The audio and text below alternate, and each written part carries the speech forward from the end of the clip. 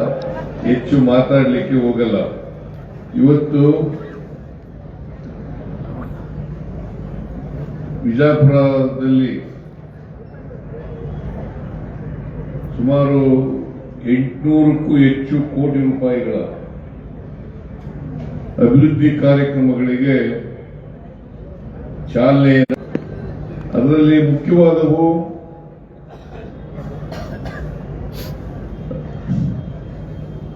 ರಾಣಿ ಚೆನ್ನಮ್ಮ ಅವರ ಪ್ರತಿಮೆಯನ್ನ ಲೋಕಾರ್ಪಣೆ ಮಾಡಿರ್ತಕ್ಕಂಥದ್ದು. ಶ್ರೀ ರಾಮಲಿಂಗ ರೆಡ್ಡಿ ಅವರು ಈಗಾಗಲೇ ಒಪ್ಪಿಗೆ ಕೊಟ್ಟು ಅದಕ್ಕೆ ನಾಮಕರಣ ಕೂಡ ಮಾಡಿದ್ದೇವೆ. ಬಸ್ ಸ್ಟ್ಯಾಂಡಿಗೆ ಏನಂತ ನಾಮಕರಣ ಮಾಡಿದ್ದೀವಿ ಅಂತಂದ್ರೆ ಕಿತ್ತೂರು ರಾಣಿ ಚೆನ್ನಮ್ಮ. ನಾನು ಹೆಚ್ಚು ಮಾತನಾಡ್ಲಿಕ್ಕೆ ಹೋಗಲ್ಲ. ಕಿತ್ತೂರು ರಾಣಿ ಚೆನ್ನಮ್ಮನವರು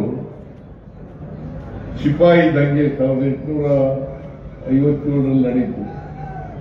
ಇದು 1924ರಲ್ಲಿ ಬ್ರಿಟಿಷ್ನವರ ವಿರುದ್ಧ ಹೋರಾಟ ಮಾಡಿದ್ರು. ಅಂದ್ರೆ 33 ವರ್ಷಗಳ ನಮ್ಮವರೇ ಕಾರಣ ಅಂತ ಹೇಳಲಿಕ್ಕೆ ಬಯಸ್ತಾ ಇದ್ದಾರೆ.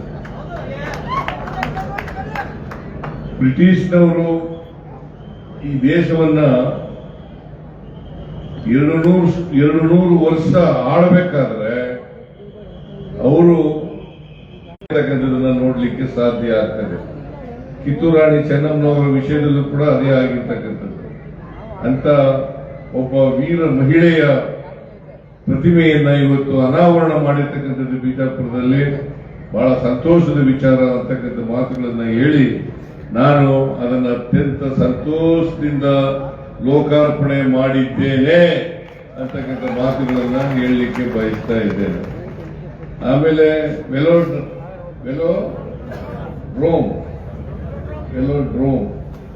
ಇಲ್ಲಿ ಬಿಜಾಪುರ ಮತ್ತು ಬಾಗಲಕೋಟೆ ಈ ಭಾಗದಲ್ಲಿ ಸೈಕ್ಲಿಸ್ಟ್ಗಳು ಜಾಸ್ತಿ. ನನಗೆ ನಾನು ಹಿಂದೆ ಮುಖ್ಯಮಂತ್ರಿ ಆಗಿರುವಾಗ ಬಿಜಾಪುರದಲ್ಲಿ ಒಂದು ವೆಲಾಡ್ರೋಮ್ ಅನ್ನು ಮಾಡಬೇಕು ಅಂತಕ್ಕಂಥ ಮಾತುಗಳನ್ನ ಹೇಳಿದಾಗ ನಾನು ಅದಕ್ಕೆ ಒಪ್ಪಿ ಇಲ್ಲಿ ಇಡೀ ರಾಜ್ಯದಲ್ಲೇ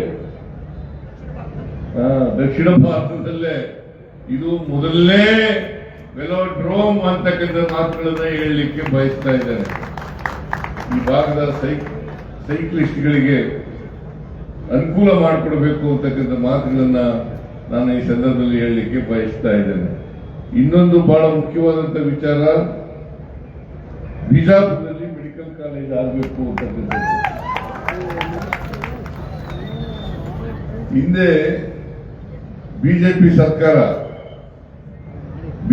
ಸರ್ಕಾರ ಪಿಪಿಪಿ ಮಾರ್ಗದಲ್ಲಿ ಮಾಡಬೇಕು ಅಂತ ಹೇಳಿ ಮಾಡಿತ್ತು. ಆದರೆ ನೀವು ಹೋರಾಟ ಎಲ್ಲ ಮಾಡಿದ್ದೀರಿ. ನನಗೆ MB ಪಾಟೀಲ್ರು ಮತ್ತು ಶಿವಾನಂದ ಪಾಟೀಲ್ರು ಇಬ್ರು ಕೂಡ ಮನವಿ ಮಾಡಿದ್ರು, ಇದನ್ನ ಗೌರ್ಮೆಂಟ್ ಕಾಲೇಜ್ ಆಗಿ ಮಾಡಬೇಕು ಅಂತಕ್ಕಂಥ ಮಾತುಗಳನ್ನ ಹೇಳಿದ್ರು. ನಾನು ಮುಂದಿನ ದಿನಗಳಲ್ಲಿ ಗೌರ್ಮೆಂಟ್ ಇಂದಲೇ ಮೆಡಿಕಲ್ ಕಾಲೇಜನ್ನ ಮಾಡ್ತೇವೆ, ನೀವ್ಯಾರು ಕೂಡ ಅದಕ್ಕೋಸ್ಕರ ಹೋರಾಟ ಮಾಡಬೇಕಾದಂತ ಅಗತ್ಯ ಇಲ್ಲ ಅಂತಕ್ಕಂಥ ಮಾತುಗಳನ್ನ ಹೇಳಲಿಕ್ಕೆ ಬಯಸ್ತಾ ಇದ್ದೇನೆ. ನಮ್ಮ ಸರ್ಕಾರ, ನಾನು ಮುಖ್ಯಮಂತ್ರಿ ಆಗಿದ್ದಾಗ ಎಲ್ಲ ಜಿಲ್ಲೆಗಳಲ್ಲೂ ಕೂಡ ಒಂದೊಂದು ಮೆಡಿಕಲ್ ಕಾಲೇಜುಗಳನ್ನ ಮಾಡಬೇಕು ಅಂತಕ್ಕಂಥದ್ದು ನಮ್ಮ ಇಚ್ಛೆ. ಎಲ್ಲ ಜಿಲ್ಲೆಗಳಲ್ಲೂ ಕೂಡ ಮೆಡಿಕಲ್ ಕಾಲೇಜ್. ಇವತ್ತಿನವರೆಗೆ 71 ಮೆಡಿಕಲ್ ಕಾಲೇಜುಗಳಿದ್ದಾವೆ. ಕರ್ನಾಟಕದಲ್ಲಿ 71 ಮೆಡಿಕಲ್ ಕಾಲೇಜುಗಳಿದ್ದಾವೆ.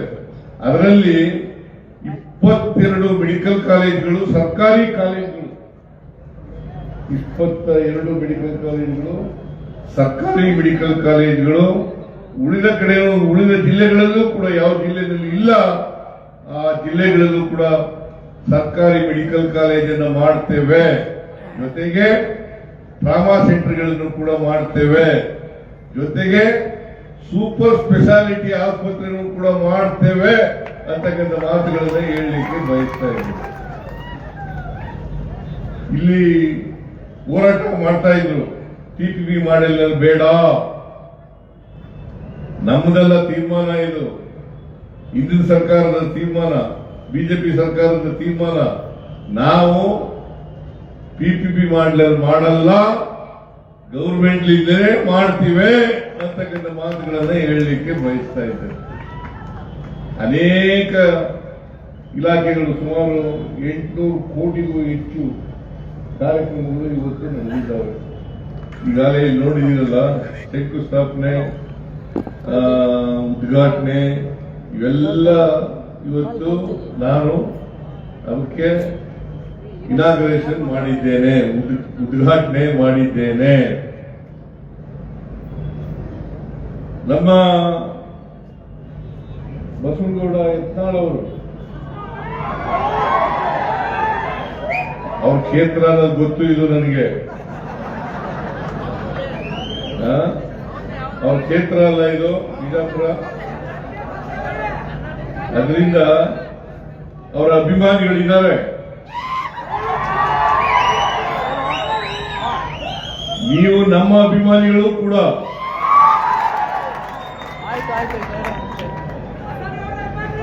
ನಿಮ್ಮ ಎಲ್ಲರ ಆಶೀರ್ವಾದದಿಂದಲೇ 136 ಸ್ಥಾನಗಳನ್ನ ಕಳೆದ ಚುನಾವಣೆಯಲ್ಲಿ ಗೆದ್ದು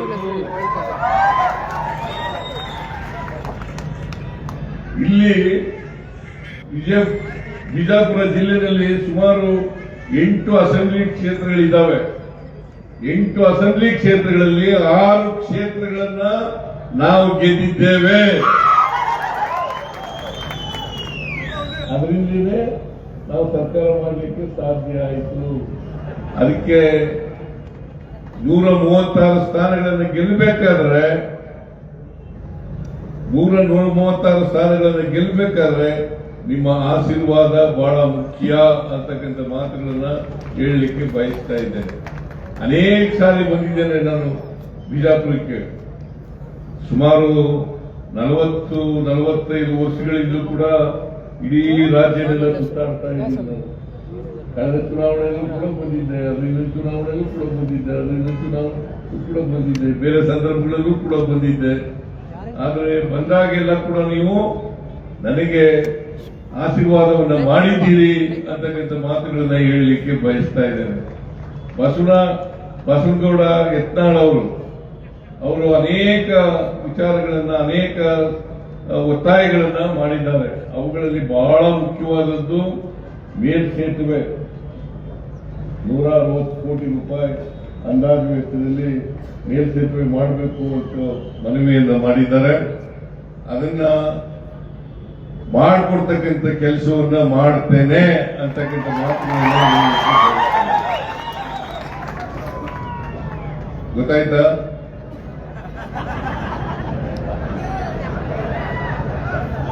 ಮೇಲ್ಸೇತುವೆ ಅದು ಯಾವ ಇಲ್ಲಿಂದ ಇಲ್ಲಿಗೆ 3 ಕಿಲೋಮೀಟರ್ ಉದ್ದದ ಮೇಲ್ಸೇತುವೆ ಮಾಡಬೇಕು ಅಂತ ಹೇಳಿದ್ದಾರೆ.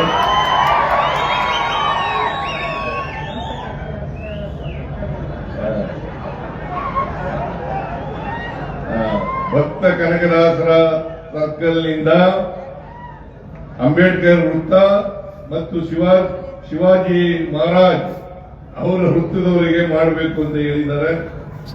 ಅದನ್ನ ಮಾಡಿಕೊಡ್ತಕ್ಕಂಥ ಕೆಲಸವನ್ನ ಮಾಡೋಣ ಅಂತಕ್ಕಂಥ ಮಾತುಗಳನ್ನ ಹೇಳಲಿಕ್ಕೆ ಬಯಸ್ತಾರೆ. ಆಮೇಲೆ ಇದೇ ಸಂದರ್ಭದಲ್ಲಿ ನನಗೆ MP ಪಾಟೀಲ್ರು ಮತ್ತು ಶಿವಾನಂದ ಪಾಟೀಲ್ರು, ಈ ಜಿಲ್ಲೆಯ ಎಲ್ಲ ಶಾಸಕ ಮಿತ್ರರು, ಜಿಲ್ಲೆಯ ಎಲ್ಲ ಶಾಸಕ ಮಿತ್ರ ಜನಪ್ರತಿನಿಧಿಗಳು, MLAಗಳು, MLCಗಳು ನನಗೆ ಸನ್ಮಾನವನ್ನ ಮಾಡಿದ್ದಾರೆ. ಕಾರಣ ಯಾಕಪ್ಪ ಅಂತಂದ್ರೆ, ನಾನು ದಿವಂಗತ ದೇವರಾಜ ಅರಸರವರು ಅವರ ಎಷ್ಟು ವರ್ಷಗಳ ಅವಧಿ ಇತ್ತು? 7 ವರ್ಷ 239 ದಿನಗಳು ಅವರಿದ್ರು. ನಾನು 6ನೇ ತಾರೀಕಿಗೆ ಅದು ಸಮ ಆಯಿತು. ಈ ವರ್ಷ 2026 ಜನವರಿ 6ನೇ ತಾರೀಕಿಗೆ ಸಮ ಆಯಿತು. ಈಗಾಗಲೇ ಇವತ್ತು 9ನೇ ತಾರೀಕು. 3 ದಿನಗಳು ಜಾಸ್ತಿ ಮಾಡಿದ್ದೀನಿ ಅಂತೇಳಿ ನಿಮ್ಮೆಲ್ಲರ ಆಶೀರ್ವಾದ, ಕಾಂಗ್ರೆಸ್ ಹೈಕಮಾಂಡ್ನ ಆಶೀರ್ವಾದ, ಸೋನಿಯಾ ಗಾಂಧಿ ಅವರು, ರಾಹುಲ್ ಗಾಂಧಿ ಅವರು, ಮಲ್ಲಿಕಾರ್ಜುನ ಖರ್ಗೆ ಅವರು ಇವರೆಲ್ಲರ ಆಶೀರ್ವಾದದಿಂದ ಇವತ್ತು ನಾನು 2 ಬಾರಿ ಮುಖ್ಯಮಂತ್ರಿ ಆಗಲಿಕ್ಕೆ ಸಾಧ್ಯ ಆಯಿತು. ಅಷ್ಟೇ ಅಲ್ಲ, ಕರ್ನಾಟಕದಲ್ಲಿ ಹೆಚ್ಚು ದಿನಗಳ ಕಾಲ ಮುಖ್ಯಮಂತ್ರಿ ಆಗಿರ್ತಕ್ಕಂಥದ್ದು, ದೀರ್ಘಾವಧಿ ಕಾಲ ಮುಖ್ಯಮಂತ್ರಿ ಆಗಿರ್ತಕ್ಕಂಥ ಅವಕಾಶನೂ ಕೂಡ ಸಿಕ್ಕಿದೆ. ಅದಕ್ಕೋಸ್ಕರ ಈ ರಾಜ್ಯದ ಜನತೆಗೆ ಧನ್ಯವಾದಗಳನ್ನು ಹೇಳಲಿಕ್ಕೆ ಬಯಸ್ತಾ ಇದ್ದೇನೆ. ಇದಕ್ಕೋಸ್ಕರ ಈ ಜಿಲ್ಲೆಯ ಎಲ್ಲ ಎಂಬಿ ಪಾಟೀಲ್ ಆದಿಯಾಗಿ, ಶಿವಾನಂದ ಪಾಟೀಲ್ ಆದಿಯಾಗಿ, MLA ಆದಿಯಾಗಿ ಎಲ್ಲರೂ ಸೇರಿ ನನ್ನನ್ನು ಗೌರವಿಸಿದ್ದಾರೆ. ಅದಕ್ಕೋಸ್ಕರ ನಾನು ಅವರೆಲ್ಲರಿಗೂ ಕೂಡ ಕೃತಜ್ಞತೆಗಳನ್ನು ಸಲ್ಲಿಸಲಿಕ್ಕೆ ಬಯಸ್ತಾ ಇದ್ದೇನೆ ಅಂತಕ್ಕಂಥ ಮಾತುಗಳನ್ನು ಹೇಳಲಿಕ್ಕೆ ಬಯಸ್ತೇನೆ. ನಾನು ಸಮಯ ಆಗಿದೆ, ಅದರಿಂದ ಹೆಚ್ಚು ಮಾತಾಡಲಿಕ್ಕೆ ಹೋಗಲ್ಲ. ಬಹಳ ಮಾತಾಡಬೇಕಾಗಿತ್ತು, ನಮ್ಮದೇ ತಪ್ಪು. ಲೇಟಾಗಿ ಬಂದದ್ರಿಂದ, ನಾವು ಜೈಲಿಗೆ ಹೋಗ್ಬೇಕಾಗಿರೋದ್ರಿಂದ ಇದು ನಿಮ್ ತಪ್ಪಲ್ಲ, ನಮ್ಮ ತಪ್ಪು. ಅದಕ್ಕೋಸ್ಕರ ಕ್ಷಮಿಸಬೇಕು ಅಂತಕ್ಕಂಥ ಮಾತುಗಳನ್ನ ಹೇಳಿ ನನಗೆ ಹೆಚ್ಚು ಮಾತಾಡಲಿಕ್ಕೆ ಆಗದೇನೆ ನನ್ನ ಭಾಷಣವನ್ನು ಮುಗಿಸ್ತೇನೆ. ನಿಮ್ಮೆಲ್ಲರಿಗೂ ನಮಸ್ಕಾರ.